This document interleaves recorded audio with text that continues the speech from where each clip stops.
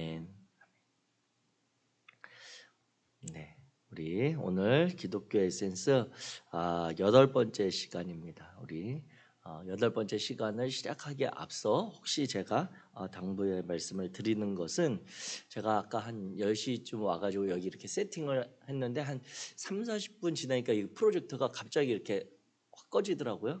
그런데 혹시라도 만약에 이제 제가 이렇게 옆을 이렇게 보고 하는 게 아니니까 혹시 프로젝터가 꺼지면 꺼졌다라고 얘기를 해주시면 제가 이렇게 알고 다시 조치를 이렇게 좀 하든지 아니면 참여하시는 우리 성도님들을 배려할 수 있겠습니다. 어떤 상황인지 이해되셨죠? 그래서 네, 꺼졌다고 갑자기 그냥 어떡하지 막 이렇게 당황하고 그냥 계시지 말고 이렇게 꺼져 있다고 말씀을 해주시면 감사하겠습니다. 네, 어떤 상황인지는 제가 아직 문제를 정확하게 파악을 못해서 네. 자, 그러면 오늘 기독교 에센스 제8강 교회에 관련된 우리의 신앙을 함께 살펴보도록 하겠습니다. 먼저 우리 암송 구절입니다. 오늘 교회와 관련된 암송 구절 에베소서 4장 15절입니다. 우리 같이 읽어보겠습니다. 시작. 오직 사랑 안에서 참된 것을 하여 범사에 그에게까지 자랄지라. 그는 머리니 곧 그리스도라. 아멘. 아멘.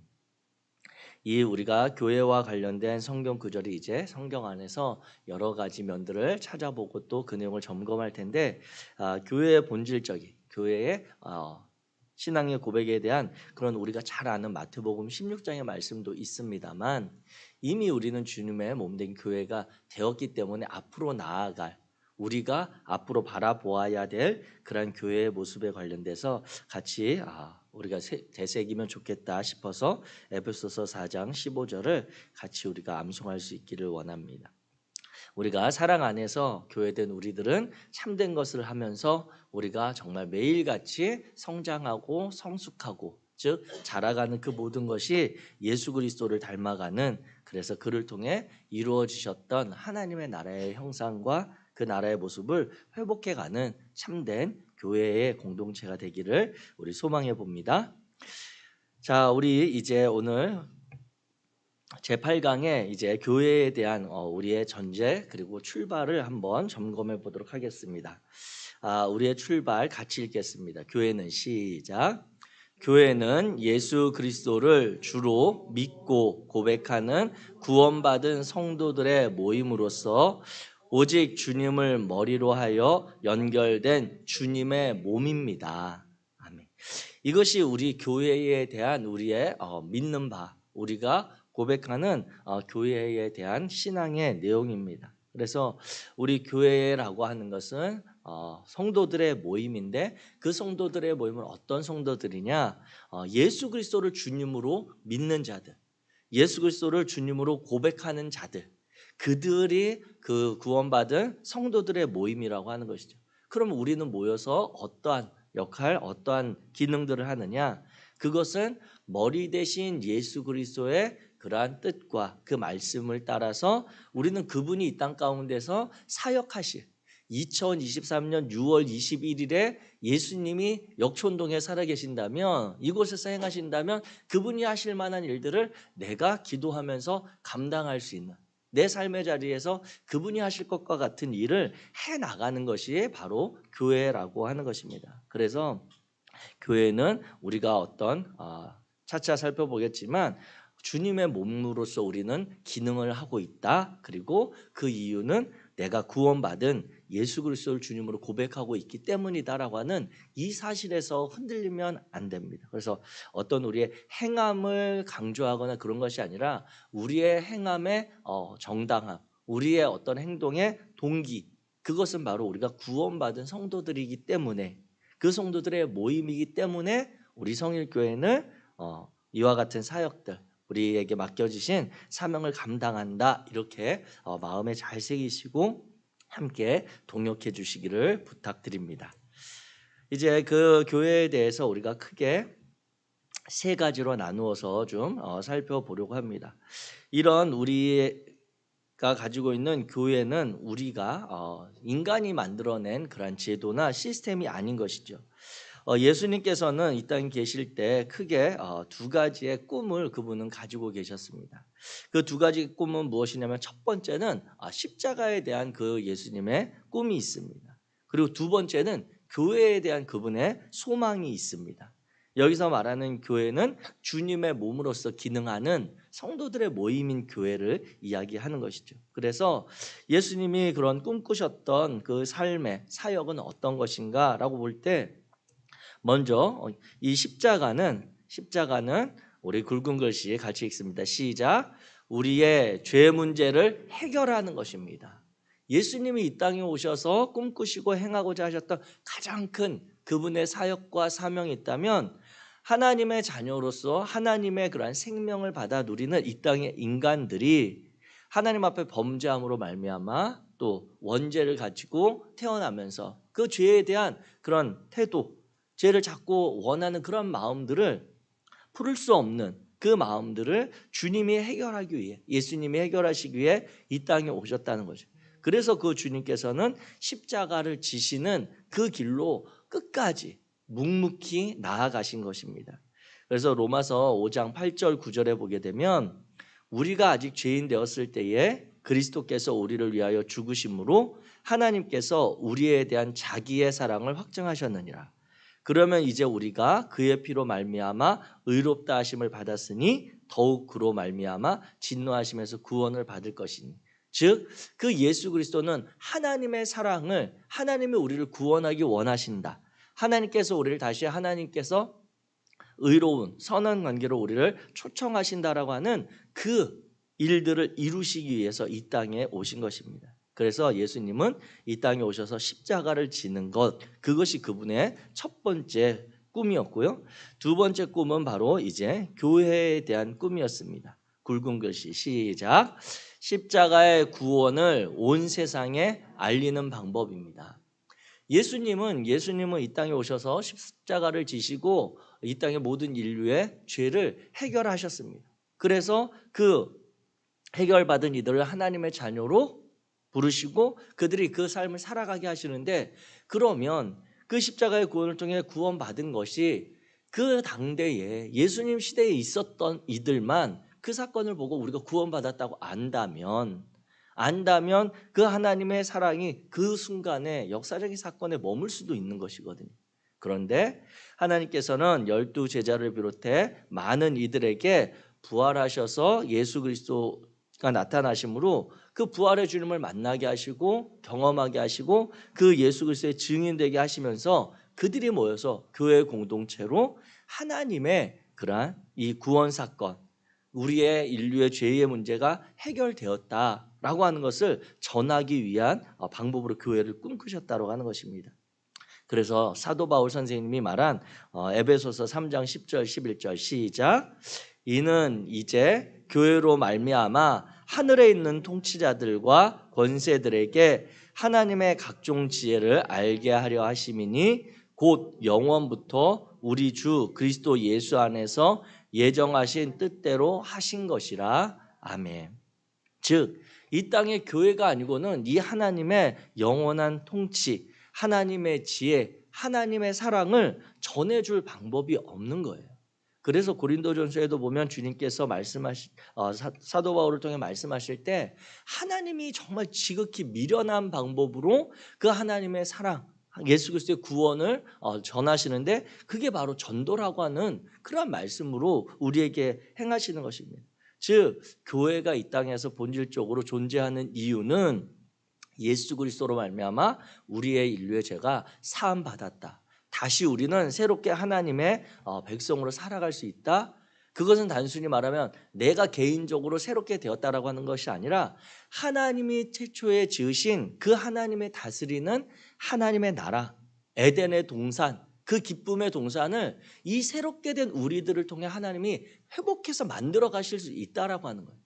죄악에 가득 찬, 원죄로 가득 찬, 죄의 속성이 가득 찬 우리들로서는 불가능하지만 죄의 문제가 해결된 이들은 하나님의 말씀과 하나님의 뜻에 순종할 마음을 우리 안에 주신다는 거죠.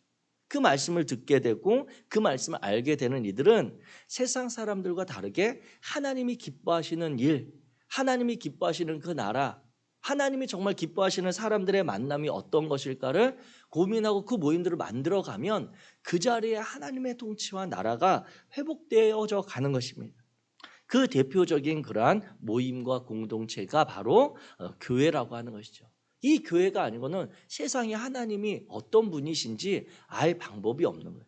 그래서 주님께서는 이 땅에서 십자가를 통해 자신이 하나님의 그 구원을 이루셨다라고 하는 것을 보이기 원하셨고, 이 교회에 그 사명을 주심으로 그 꿈과 하나님의 사랑을 지속적으로 드러내도록 하는 소망을 품으셨던 것입니다. 이 두 가지 꿈에서 이제 교회가 출발되었습니다. 그래서 이제 우리가 교회는 어떠한 곳인가라고 하는 것을 성경의 표현으로 몇 군데 같이 살펴보도록 하겠습니다. 먼저 교회에 대해서 우리가 살펴볼 수 있는 기본적인 교회의 정의는 에클레시아라고 하는 그러한 단어입니다. 이 에클레시아는 헬라어인데요. 이 기본적인 뜻은 하나님의 부르심을 받은 사람들의 모임이라는 뜻입니다. 하나님의 부르심을 받은 사람들의 모임. 이게 바로 이제 교회의 본질적인 정의가 되겠습니다. 그래서 교회는 어떤 단어인가? 그것은 인간이 그냥 정한 단어가 아니라 예수님 당시 이후로 헬라어의 에클레시아라고 하는 이 단어에서 출발되는데, 그것은 하나님 부름을 받은 사람들의 모임인 그 모임을 교회라고 부르기 시작했다는 거죠. 자, 그래서 이제 마태복음 16장 16절 시작. 또 내가 내게 이르노니 너는 베드로라. 내가 이 반석 위에 내 교회를 세우리니 음부의 권세가 이기지 못하리라. 아멘. 아멘. 여기서 이제 중요한 그 신학적인 어떤 개념과 의미들이 파생이 되는데, 여기서 이제 카톨릭, 즉 성당에서 이야기하는 교리적인 것과 우리 기독교적인 교리가 좀 차이가 있습니다. 성당에서는 이야기할 때, 카톨릭에서는 이 예수님께서 이 교회에 대한 선언을 베드로에게 주셨다라고 인정을 하죠. 그래서 교회의 첫 출발은 베드로고, 그 다음에 교회는 베드로의 뒤를 잇는 교황들로 말미암아 대가 이어지는 그곳만이 교회다라고 인정을 하는 그런 교리입니다. 그런데 우리의 기독교는 그렇지 않다. 베드로와 이 반석은 분명히 단어가 같은 의미는 있지만 사용된 표현이 다릅니다. 베드로는 이제 페트로라고 하는 단어인데, 여기에 반석은 더 페트라 이런 식으로 다르게 되어 있습니다. 즉 우리가 특정해서 사용하는 그 의미가 담겨 있다는 거죠. 그래서 베드로가 아니라 베드로가 고백한 신앙의 고백, 마태복음 16장 15절에 보면 이제 베드로가 주님에 대해서 고백하는 신앙의 고백이 있는데, 그 고백, 그 흔들릴 수 없는 변하지 않는 고백 위에 주님이 내 교회를 세우겠다라고 말씀하신 것입니다. 그래서 이 고백, 우리가 교회의 출발에 대해서 이야기하면서 교회는 예수 그리스도를 주로 믿고 고백하고 따르는 그 구원받은 성도들의 모임이라고 하는 것이 다른 것이 아니라 주님에 대한 분명한 고백이 있는 이들이어야 한다라고 하는 것이죠. 그래서 교회의 정의는 하나님의 부르심, 정말 우리의 구원은 우리가 원해서 우리가 노력해서 된 것이 아니라 우리의 모든 구원 사건은 하나님이 먼저 죄인된 우리를 사랑하심으로 먼저 시작되었다라고 하는 그 고백에 있는 것입니다. 그래서 저와 여러분들이 이 교회에 대해서 생각하실 때, 우리의 모임들이나 공동체를 생각하실 때 그것을 나의 생각, 나의 어떤 기준으로 보지 마시고 하나님이 부르셨다.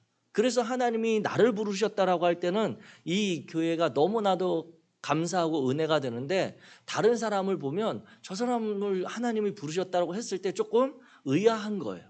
그런데 입장을 바꿔보면 다 똑같은 것입니다. 그렇기 때문에 완전해서 하나님이 부른 것이 아니라 사랑해서 하나님이 부르셨다라고 하는 것을 기억하면서 우리 안에 있는 모든 지체들과 또 동역하는 이들과 모든 집사님, 권사님, 성도님들과 또 우리 부족한 목회자들과 이 모든 이들이 하나님이 정말 부족한 중에도 사랑하셔서 부르신 이들의 모임이 오늘 우리가 모이고 있는 신앙의 공동체라고 하는 그 의미를 되새기면서 같이 기쁨과 감사함으로 동역할 수 있기를 주의 이름으로 축복합니다. 이것이 바로 교회의 정의입니다. 교회는 하나님이 부르신 사람들의 모임입니다. 그런데 이 교회에는 이제 크게 두 가지의 의미가 있습니다. 조금 성경 구절이 긴데요. 여기에 보면 만물이 그에게서 창조되되 하늘과 땅에서 보이는 것들과 보이지 않는 것들과 혹은 왕권들이나 주권들이나 통치자들이나 권세들이나 만물이 다 그로 말미암고 그를 위하여 창조되었고 또한 그가 만물보다 먼저 계시고 만물이 그와 함께 섰느니라. 여기부터 다음 시작. 그는 몸인 교회의 머리시라. 그가 근본이시요 죽은 자들 가운데서 먼저 나신 이시니 이는 친히 만물의 으뜸이 되려 하심이요. 여기서 퀴즈. 여기서 말하는 그는 누구일까요? 그는 누구일까요? 여기서 계속해서 이야기하는 그로 말미암고 그를 위해 창조되고 그가 만물보다 먼저 계시고 그는 몸인 교회의 머리시고 하는 그는 누구를 이야기할까요? 예수님. 네, 예수 그리스도. 교회는 이와 같이 예수 그리스도를 위해 그리고 예수 그리스도를 통해 예수 그리스도의 머리됨을 지켜가는 그러한 곳이 바로 교회라고 하는 것입니다. 그래서 이 교회에는 우리가 생각할 때 앞에서 교회의 정의를 살펴보았지만 크게 두 가지로 볼 수 있습니다. 먼저 첫 번째는 보이는 교회가 있고 보이지 않는 교회가 있다라고 하는 것입니다. 자, 보이는 교회는 어떤 곳이냐? 보이는 교회는 먼저 외형적인 건물과 그리고 우리가 알게 되는 그 모임 안에 있는 조직들, 쉽게 말하면 교회 조직이라고 할 수 있겠죠. 우리 공동체의 조직. 우리가 동네에서 친구들하고도 이렇게 모임을 할 때 한 서너 명 같으면 그냥 친구들로 이렇게 지내고 가깝게 지냅니다. 그런데 이게 관계가 이제 뭐 한 10명 아니면 뭐 어린이집에 보낸 우리 학부모들이 이렇게 좀 만나서 교제하기 시작하면 그 가운데 총무 누가 할래? 우리 만날 때 뭔가 좀 정기적으로 뭐 해보자라고 할 때 항상 생겨나는 게 그 안에 조직이에요. 뭐 누가 대표를 하고 누가 어떤 일을 하기 위해서 총무를 하고 누가 우리 모임에 연락을 하고 이런 것들을 하는 그러한 조직. 즉 교회 보이는 교회로서는 우리가 보통 사용하는 외형적인 성일교회 하게 되면 보여지는 이제 외적인 건물도 있고 그 건물은 바로 우리가 모임을 하기 위해서 필요한 공간인 것이죠. 그리고 그 안에 이제 담임 목사님, 뭐 부목사님, 장로님들, 권사님, 집사님들, 성도님들, 뭐 교회학교 이런 식으로 그 모임이 보다 원활하고 또 주님이 기뻐하시는 사역을 하기 위해 조직들이 만들어집니다. 인간적인 이런 것들은 교회에 보여지는 모습이죠. 또 그리고 그 모이는 건물과 조직을 구성하고 있는 사람들이 보여지는 교회입니다. 그래서 일반적으로 이야기할 때 교회 사람들이 이렇게 이야기하면 그냥 눈에 보이는 건물과 어떤 우리들을 이야기한다. 우리 성일교회로 치면 주일날 일주일에 한 번 교회에 이렇게 건물에 드나드는 모든 사람들 그 사람들이 이제 보여지는 교회인 것이죠. 그런데 이 교회에는 또 다른 의미가 있습니다. 그것은 바로 보이지 않는 교회입니다. 보이지 않는 교회 같이 읽겠습니다. 시작.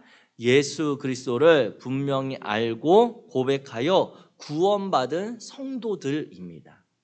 그래서 보이지 않는 교회는 무엇이냐면 우리가 쉽게 이야기하면 주일날 교회 이 성일교회 문을 이렇게 들어선다고 해서 그 사람들이 보이는 교회일 수 있지만 그 사람들이 다 구원받은 성도들일까라고 하는 것은 우리에게 진지한 물음이 되어집니다. 만약에 이것이 다른 이들에 대한 그런 물음이라고 하면 그래도 진지한 물음이다라고 할 수 있는데 나에 대한 물음이라고 생각하면 정말 심각한 거죠. 내가 만약 일주일에 매주일 시간이 되면 그 시간을 지켜서 교회를 들어오고 나가고 이 모든 것들을 참여하고 있는데 내가 구원받았을까? 라고 하는 내가 구원받은 성도 맞나? 라고 하는 물음이 다가온다면 엄청 심각한 질문인 것입니다.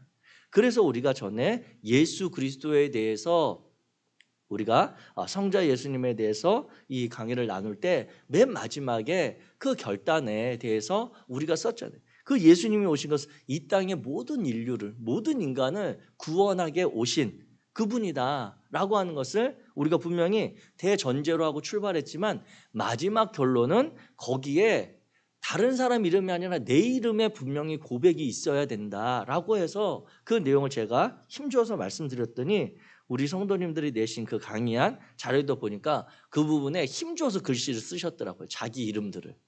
그런 것처럼 우리가 보이는 교회와 보이지 않는 교회는 다를 수 있습니다. 다를 수 있습니다. 이 부분을 잘 우리가 기억하셔야 되고 우리는 진지하게 고민을 하셔야 됩니다. 그래서 우리가 볼 때 보이는 교회와 보이지 않는 교회의 관계가 있습니다. 이 관계는 어떻게 되냐면 제가 표로 좀 표시를 해드렸는데 우리 중학교 수학 배우기 시작하면 교집합이라고 하는 걸 배우죠. 왼쪽에 보면 보이는 교회, 그래서 건물이나 외형적인 그런 조직들 아니면 그 조직에 속하고 교회에 참여하는 사람들이 보이는 교회라고 한다면 보이지 않는 교회는 그 반대편에 있는데 구원받은 성도들이 보이지 않는 것입니다. 그러니까 똑같이 10명이 이 성일교회에 드나들어도 그중에 10명이 다 구원받았을까라고 하는 것은 심각하고 진지하게 스스로가 믿음을 점검해야 되는 부분이라고 하는 것이죠. 그런데 건강한 교회라고 하는 그러한 개념을 우리가 생각한다면 이 보이는 교회와 보이지 않는 교회가 겹쳐지는 부분이 많을수록 건강한 교회이죠.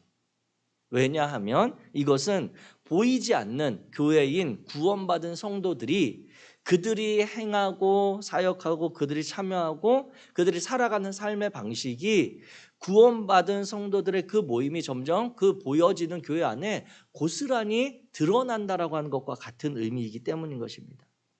그래서 보통 인간 조직에서는 파레토 법칙이라고 해서 100명의 사람이 모이는 공동체가 있으면 그중에 20%가 아주 열심히 하고 나머지 80%를 끌어간다라고 하는 그러한 이제 사회적인 그러한 용어가 있는데 교회도 공동체적으로 그냥 조직으로 봤을 때 그럴 수 있습니다.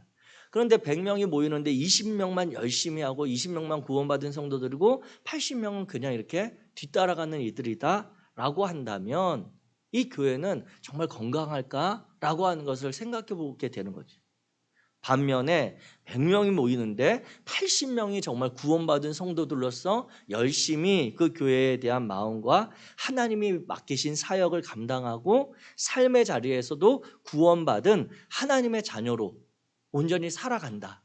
20명은 여러 가지 이유로 신앙에 이제 가진 지 얼마 되지 않아서 아니면 예수 그리스도에 대한 믿음을 아직 온전히 확신하지 못해서 아니면 여러 가지 마음으로 조금 늦게 간다라고 한다면 그만큼 20명이 구원받은 성도로 역할을 하는 교회와 80명이 역할을 하는 교회는 완전히 다른 것이죠. 그래서 우리가 추구하고 바라보고 기대하는 건강한 교회는 정말 보이지 않는 교회로서의 그러한 기능이 보여지도록 구원받은 성도들의 삶과 신앙의 고백이 다른 이들 앞에서도 온전하게 드러나고 시인되도록 하는 신앙생활의 그런 공동체가 되는 것이 건강한 교회가 되어지는 것입니다. 그래서 교회는 하나님의 부르심을 받은 교회는 에클라시아라고 하는 그러한 교회는 보이는 교회가 있고 보이지 않는 교회가 있다. 그래서 하나님의 부르심을 받은 구원받은 성도들이 책임을 가지고 그 구원받았음을 보여지도록 우리가 삶을 살아내야 된다라고 하는 것입니다. 그래서 우리가 앞전 강의에서도 구원을 보면 구원에 대한 정의에 보면 구원은 예수 그리스도를 통해 우리가 죄사함의 문제, 하나님과의 단절된 문제가 해결되고 거기서 끝나는 것이 아니라 그 하나님과의 회복되어진 관계를 누리면서 살아가는 것이 구원이다라고 그때 우리가 다루었습니다. 그래서 구원에 대해서 이야기할 때도 우리가 이전에 받았던 예수 그리스도의 그러한 십자가 사건을 통한 구원과 지속적으로 우리가 이루어가는 성화의 구원과 우리가 추구하며 바라보는 영화의 구원이 있다라고 하는 것으로 우리가 전에 살펴보았듯이 교회 공동체도 우리가 하나님의 구원받은 백성으로서 드러나는 온전히 하나님 앞에서 인정받는 그러한 모임에 지켜가도록 하는 것이 의미가 있겠습니다. 자, 그렇다면 이제 세 번째로 예수님의 교회에 대해서 같이 좀 살펴보도록 하겠습니다. 이 예수님의 교회를 살펴볼 때는요, 성경 구절이 좀 먼저 우리가 쭉 그 해당하는 내용을 읽어보고 그 다음에 좀 내용을 부분적으로 나눠서 살펴보도록 하겠습니다. 자, 마태복음 16장 16절부터 19절까지 내용입니다. 우리 같이 한번 읽겠습니다. 시작. 시몬 베드로가 대답하여 이르되 주는 그리스도시요 살아계신 하나님의 아들이시니이다. 예수께서 대답하여 이르시되 바요나 시몬아 내가 복이 있도다. 이를 내게 알게 한 이는 혈육이 아니요 하늘에 계신 내 아버지시니라. 또 내가 내게 이르노니 너는 베드로라. 내가 이 반석 위에 내 교회를 세우리니 음부의 권세가 이기지 못하리라. 내가 천국 열쇠를 내게 주리니 내가 땅에서 무엇이든지 매면 하늘에서도 매일 것이요 내가 땅에서 무엇이든지 풀면 하늘에서도 풀리리라 하시고. 아멘. 이제 이 마태복음 16장의 말씀은 우리가 교회의 출발 또 예수님의 베드로의 위대한 신앙 고백으로도 우리가 일컫는 그런 내용인데, 이 앞선 상황에 보면 주님께서 가이사랴 빌립보를 지나시다가 그 가이사랴 빌립보라고 하는 지역의 특징이 있죠. 거기는 벌써 이름이 그냥 빌립보가 아니라 가이사랴 빌립보, 즉 황제의 도시 빌립보인 것입니다. 그래서 그곳에는 황제의 동상이 도시 어디에서나 잘 보이는 곳에 우뚝 세워져 있는 거예요. 그런데 거기를 주님께서 그 도시를 지나가다가 제자들에게 문득 질문을 하는, 사람들이 나를 누구라고 하더냐 이렇게 물어보는 거예요. 그랬더니 제자들이 사람들이 뭐 엘리야라고도 하고요, 그 다음에 뭐 예레미야라고도 하고요, 뭐 요한 같다고도 하고요, 여러 가지 이야기를 하던데 이렇게 이야기하기 시작합니다. 쉽게. 그러자 예수님이 그 얘기들 사람들이 그렇구나 라고 하신 다음에 그 제자들에게 한 번 더 물으시는데, 그러면 너희는 나를 누구라고 하느냐 이렇게 물어보시는 거예요. 그러자 제자들이 다들 심각한 고민에 빠져 있는 거죠. 우리는 선생님이라고 생각하고 또 제자들의 그 이전의 모습을 보면 예수님의 능력을 행하시는 것들을 보면 위대한 임금이 되실 분 같기도 하고 지도자가 되면 좋겠다, 이런 여러 가지 있는데 베드로가 번쩍 나서서 주는 그리스도시요 살아계신 하나님의 아들이십니다 라고 고백을 하는 거예요. 여기 16절에 이제 그렇게 고백을 하자 17절에 예수님께서 정말 기뻐하시면서 칭찬을 하시기를, 그냥 그전에는 시몬아 시몬아 이렇게 불렀다면 이때는 이제 그 베드로의 풀 이름 바요나 시몬아, 정말 극진한 칭찬의 표현을, 네가 정말 복이 있다라고 하면서 그 이야기를 쭉 이어가시는 것입니다. 즉 이러한 베드로의 신앙 고백, 그 신앙 고백에 대한 예수님의 칭찬과 그 고백 위에 세우시겠다고 하는 예수님의 교회는 어떠한 교회 공동체인가 라고 하는 것을 이제 이 말씀을 근거로 해서 살펴보려고 하는 것입니다. 예수님이 이 반석 위에 세우시고자 했던 그 교회는 크게 네 가지 면의 성격이 있습니다. 자, 첫 번째, 이 예수님이 세우시고자 했던 그 교회의 모습은 바로 고백 공동체라고 하는 것입니다. 고백 공동체. 이 고백 공동체라고 하는 것은 무엇이냐면 분명한 신앙 고백이 있는 공동체라고 하는 거죠. 베드로가 주는 그리스도시요 살아계신 하나님의 아들이십니다 라고 고백한 그 고백, 그리고 그 주님께서 인정하신 그 고백이 있는 공동체가 바로 예수님이 꿈꾸시는 그러한 교회라고 하는 거예요. 그 베드로의 신앙 고백을 우리가 정리해서 이렇게 쉽게 정리를 해보면 이와 같은 것입니다. 예수 그리스도는 구원자요 주인이십니다 라고 하는 것이에요. 바꿔 말하면 오늘 우리들의 신앙 고백도 예수님에 대해서 이와 같은 내용이 있어야 하는 것입니다. 예수님께서 하나님의 사랑을 우리에게 확증하기 위하여 그 구원의 역사를 이루기 위하여 십자가에서 죽으시고 부활하신 구원자 되신 분이십니다 라고 한 이 고백과 구원받은 우리들의 삶에 있어서 예수님께서 주인입니다 라고 하는 이 고백이 같이 있어야 되는 것이 바로 신앙 공동체의 고백이라고 하는 것이죠. 구원만 받았다라고 하는 것을 인정하고 그것만을 고백하는 공동체는 소위 요즘 우리가 많이 듣는 구원파 신앙입니다. 그래서 구원파 신앙에서는 중요한 게 구원받은 날짜예요. 그 사람들을 이렇게 만나보면 그들이 첫 번째 던지는 질문이 당신 구원받았습니까? 라고 해서 받았다고 하면 그 다음 질문이 언제 받았습니까? 라고 하는 거예요.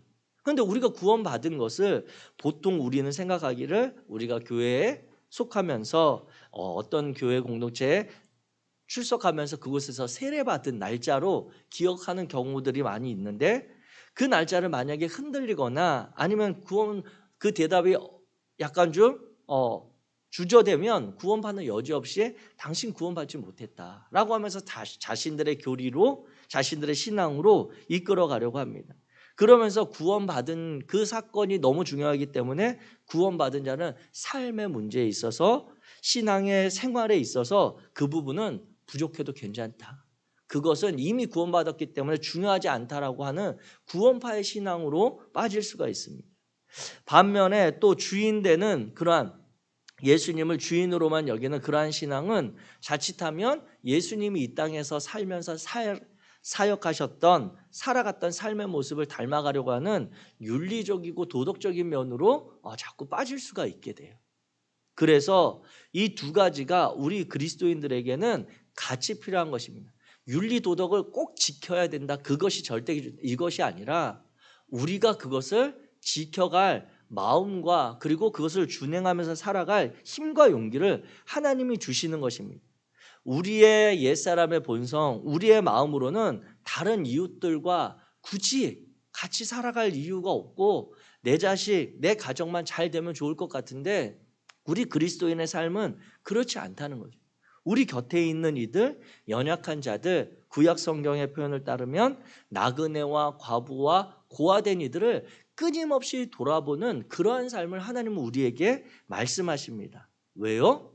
우리는 예수 그리스도로 구원받았기 때문에 하나님의 자녀가 되었기 때문에 그 삶을 마땅히 살아갈 것을 주님께서 우리에게 말씀하신다고 합니다. 그래서 우리 교회라고 하는 공동체는 분명한 신앙 고백이 있는 공동체입니다. 그 신앙 고백은 예수 그리스도가 우리의 구원자이시요 또한 내 삶의 주인입니다. 그래서 부족하지만 그 예수님이 오늘 우리의 삶의 자리에서 행하실 것과 같은 그러한 삶을 계속해서 고민하면서 따라가는 존재들, 그들이 바로 성도라고 하는 것입니다. 자, 예수님이 또 생각하셨던 꿈꾸셨던 그 신앙 공동체는 바로 예수 공동체입니다. 예수 공동체라고 하는 표현은 쉽게 이야기하면 마태복음 16장 18절에서 우리가 좀 내용을 살펴볼 수 있는데 그것은 예수 그리스도의 몸된 공동체라고 하는 것입니다. 예수 그리스도의 몸된 공동체. 즉 예수 그리스도가 다스리는 교회를 다스리는 분이 예수님이시다라고 하는 것이죠. 그래서 에베소서 4장 15절에 보면 우리가 오늘 암송 구절로 선택한 이 본문에 따르면 오직 사랑 안에서 참된 것을 하여 범사에 그에게까지 자랄지라 그는 머리니 곧 그리스도라. 즉 머리 대신 예수님, 우리의 손과 발, 우리들이 움직이고 행동하는 것은 손이 자기의 뜻대로 행동하는 게 아니죠. 발이 자기가 가고 싶은 대로 가는 거 아니죠. 그래서 만약에 왼발과 오른발이 각자 자기 가고 싶은 곳이 다르면 우리는 몸이 찢어지든지 아니면 행동할 수 없지만 우리의 몸은 일관되게 머리에서 지시를 받아 머리의 판단을 따르기 때문에 왼발이 가는 방향과 오른발이 가는 방향이 같을 수밖에 없는 거예요. 왼손이 하는 일과 오른손이 하는 일이 서로 연합하고 합력할 수 있는 것은 머리가 그 두 손을 통제하기 때문인 것입니다.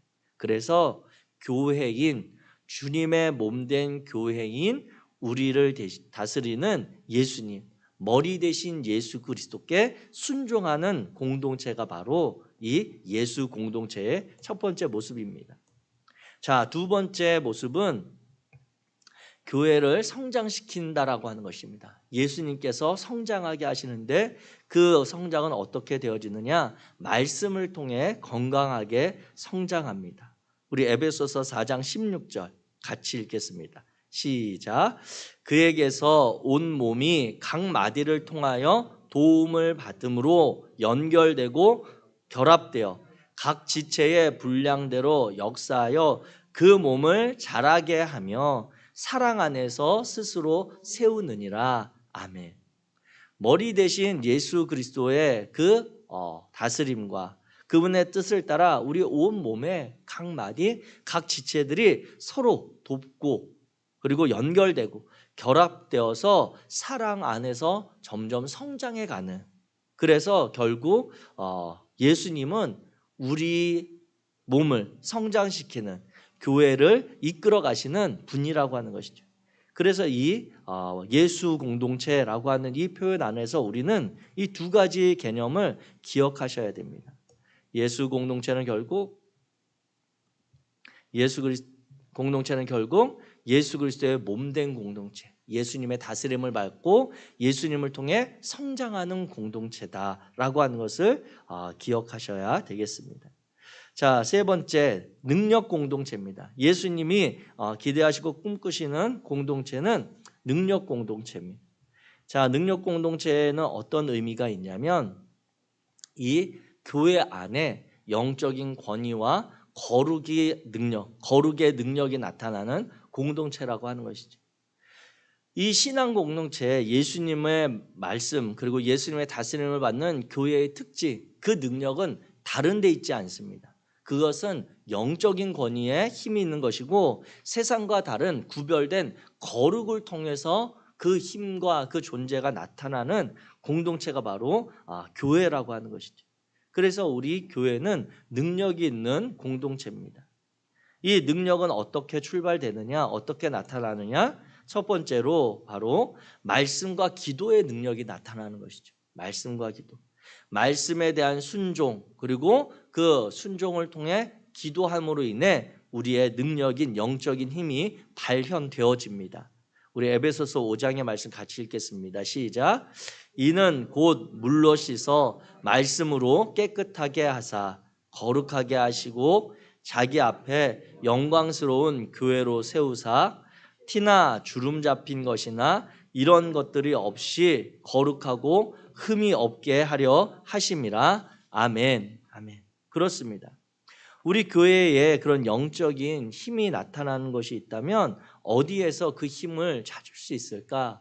어디에서부터 우리의 공동체 출발이 될 수 있을까? 그건 바로 하나님의 말씀인 성경에서부터 되어지는 것입니다. 그래서 우리가 이 기독교 에센스 과정을 예를 들자면 우리가 첫 번째로 나눴던 성경에 대해서 이야기할 때는 제가 말씀드렸습니다. 성경에 대해서 성경 안에서 답을 가지고 계속 이야기하는 건 어떻게 하면 우리 안에 변명일 수 있다라고 해서 성경에 대해서 이야기할 때는 성경 밖에 있는 것들로 성경이 얼마나 참된 것인지, 그 안에 역사적으로 아니면 실제적으로 그 성경이 어떠한 권위로 인정받는지에 대해서 살펴보고 그 성경에 대해서 우리가 하나님의 말씀, 우리에게 보여주시는 하나님의 계시라고 하는 것을 우리가 인정하고 받아들이게 되면, 믿게 되면 그 다음부터는 하나님이 우리에게 주시는 말씀에 따라 우리의 모든 신앙의 과정, 우리의 모든 신앙을 그 말씀에서부터 찾아보자 라고 하는 것으로 이 기독교 에센스 과정이 진행되고 있거든요. 그렇기 때문에 교회에 대해서도 출발과 그 교회에 대한 근원, 그 교회가 나아갈 방향, 이 모든 것들은 하나님의 말씀에서부터 출발되어집니다. 즉 하나님의 말씀으로 우리를 깨끗하게 하시고 거룩하게 하시고 영광스러운 교회로 세우셨다라고 하는 것을 우리는 믿습니다. 그리고 그 교회 공동체는 이 말씀을 신뢰하기에 기도하는 공동체가 되어 그 거룩하심이 드러난다라고 하는 것이죠. 교회 안에 그래서 말씀에 대한 사모함이 있어야 하겠고 그 말씀을 붙들고 기도하는 그러한 성도들의 그러한 신앙이 끊임없이 우리에게 요청되어지는 것입니다. 다른 것으로 우리의 신앙이 드러나는 것이 아니라 말씀에 대한 순종, 그리고 기도를 통해 하나님이 역사하시는 것을 통해 우리는 그리스도인 됨, 구원받은 하나님의 자녀라고 하는 것을 보일 수 있음을 기억하시기 바랍니다. 이와 같이 교회의 능력은 첫 번째로 말씀과 기도에서 나타나고요. 자, 두 번째는 영적인 능력에서 나타나게 됩니다. 자, 이 두 번째 교회의 능력인 영적의 능력은 어떤 것인가? 자, 우리 굵은 글씨 시작. 성도 간의 연합과 사랑으로 강화됩니다. 즉, 말씀과 기도로 교회의 신앙 공동체에 구원받은 하나님의 백성들의 그런 능력이 나타난다면 그 능력이 한번 나타나고 끝나면 안 되잖아요.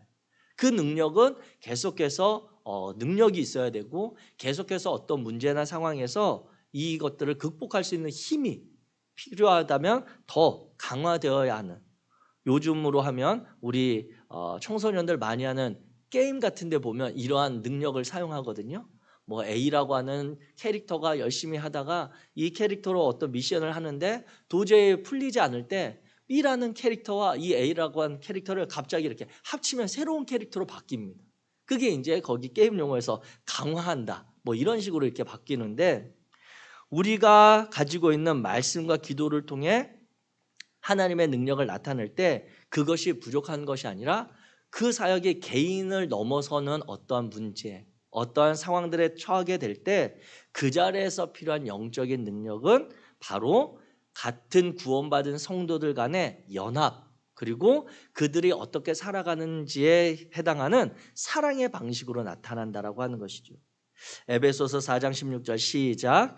그에게서 온 몸이 각 마디를 통하여 도움을 받음으로 연결되고 결합되어 각 지체의 분량대로 역사하여 그 몸을 자라게 하며 사랑 안에서 스스로 세우느니라. 그렇습니다. 우리 교회에 구별되어진 그러한 능력은 다른 것이 아닙니다.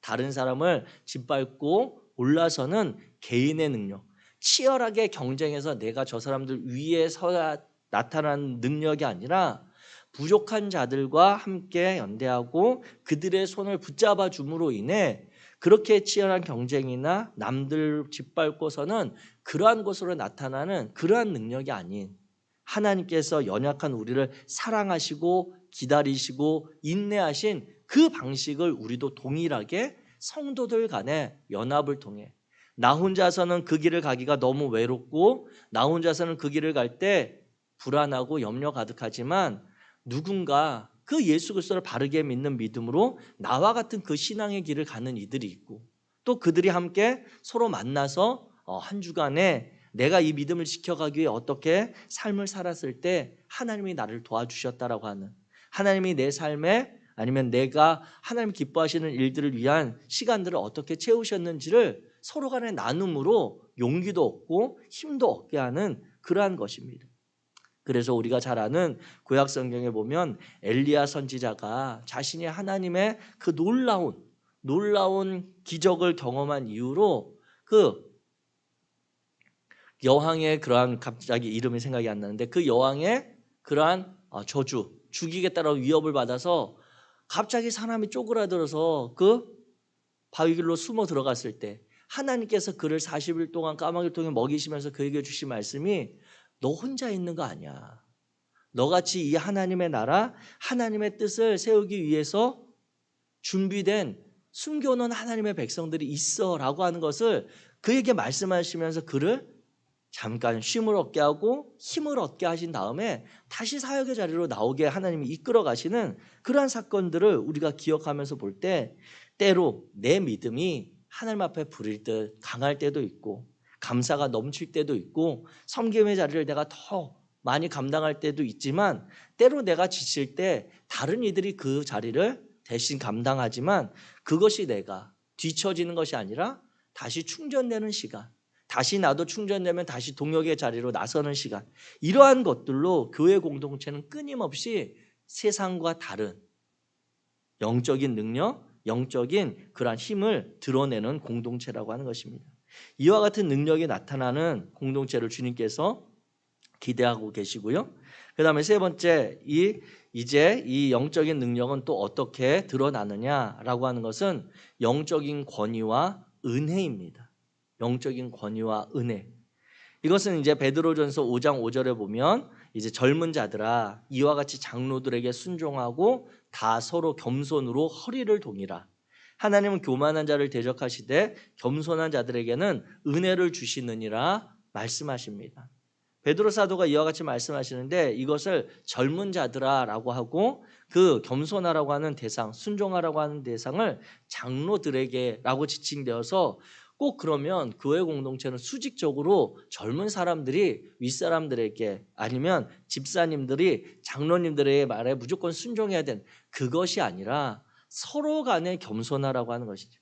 장로님들도 나면서부터 장로님으로 나시는 거 아니고 어른들도 처음부터 어른이 되어지는 거 아니잖아요.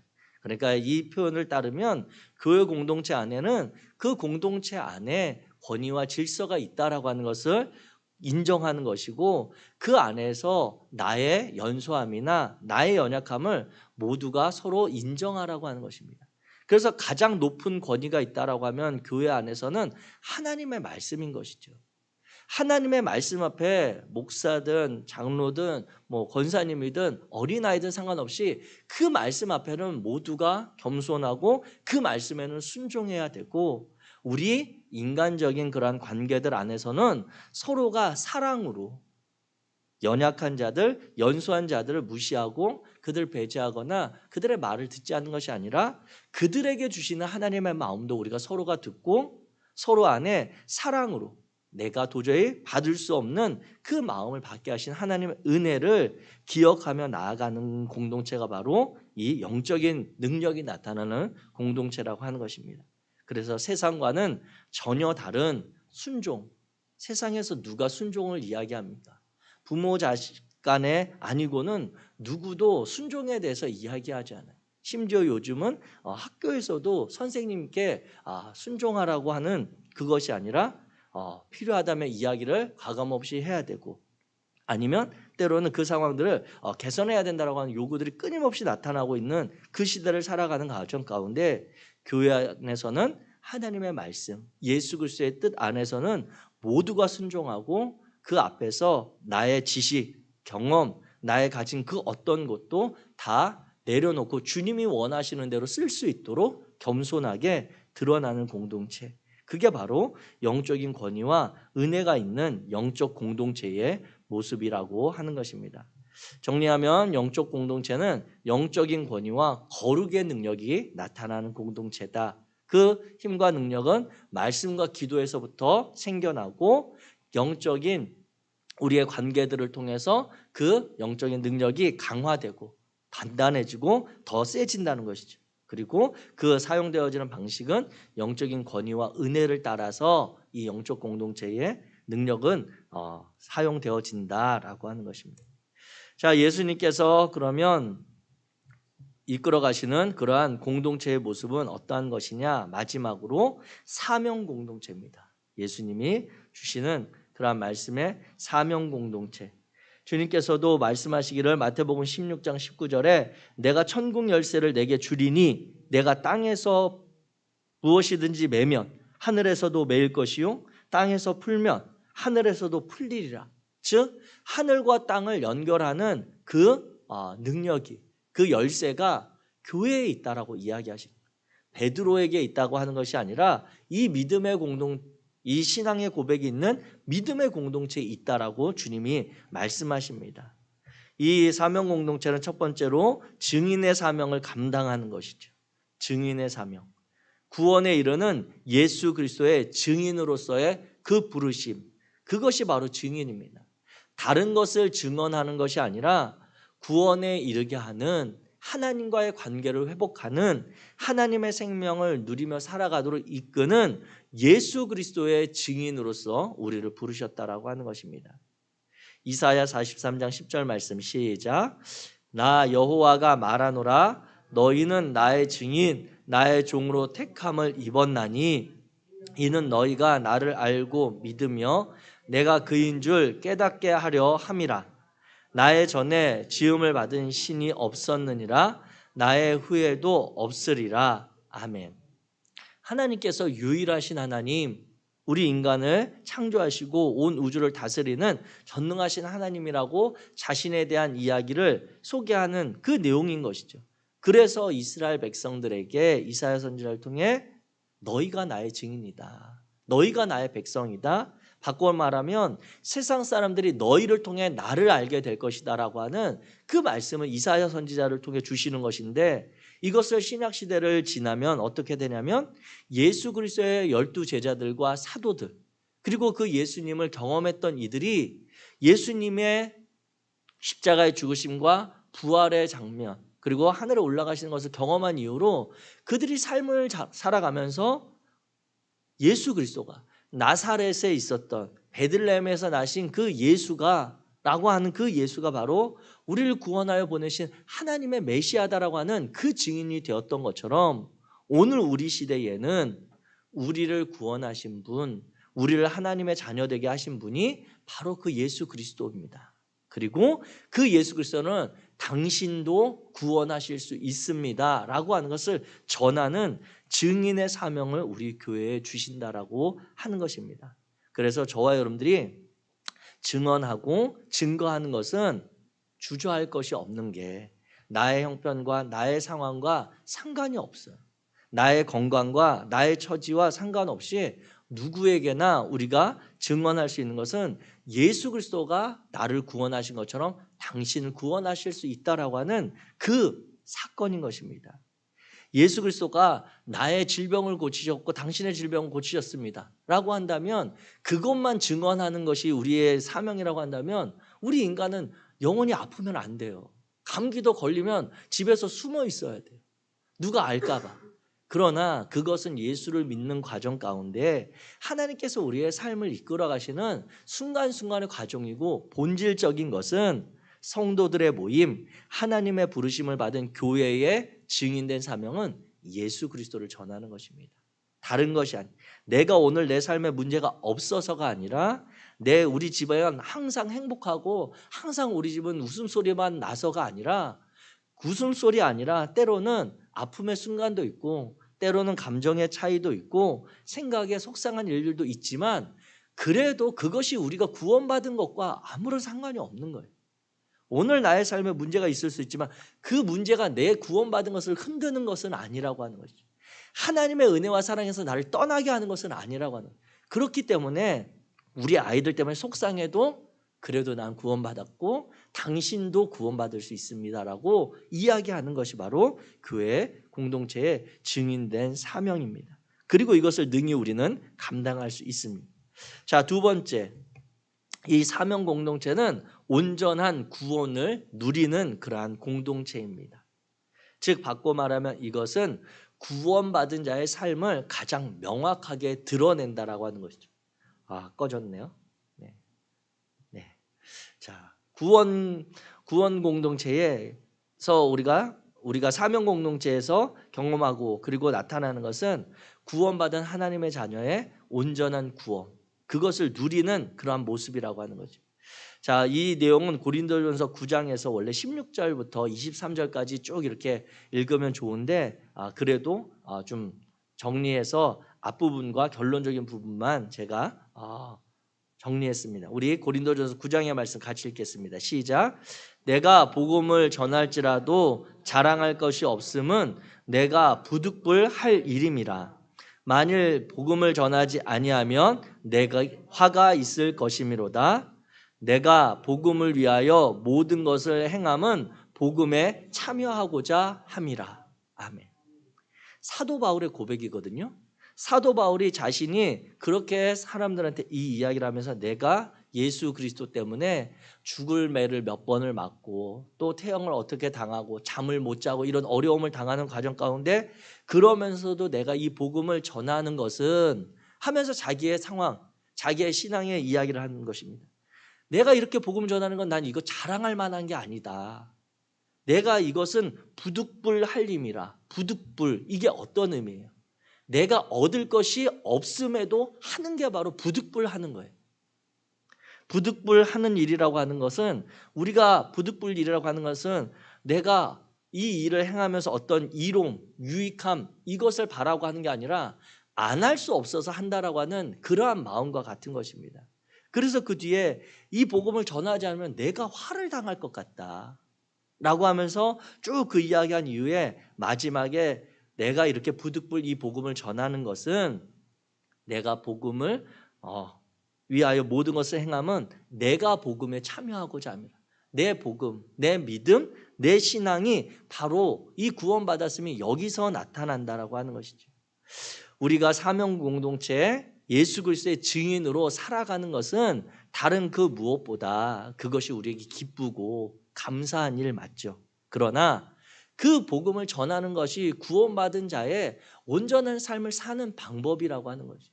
그래서 우리가 이 삶을 성실하게 잘 살아야 되는 이유, 매일같이 새로운 날을 열어가면서 그날 기도하고 하나님의 뜻대로 살겠습니다라고 결단하는 것은 그게 바로 우리가 구원받은 자의 삶의 바른 모습이기 때문인 것입니다. 복음에 참여하는 방법이 바로 예수 그리스도께서 머리 되심을 순종하며 살아가는 것이 복음에 참여하는 것이고 우리의 사명인 것입니다.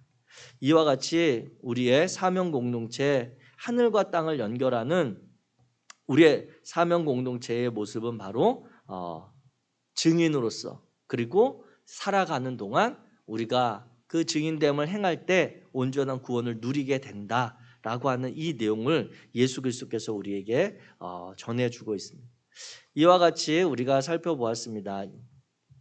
이 내용이 바로 예수님이 기대하시고 꿈꾸시는 그러한 교회의 모습, 예수 그리스도의 분명한 신앙 고백, 예수 그리스도의 다스림과 성장을 통한 일어나는 교회, 그리고 영적인 구별된 능력을 행하는 영적인 능력이 있는 공동체, 그리고 예수 그리스도에 대한 복음을 전하고 그 복음으로 살아가는 그러한 공동체가 바로 교회다.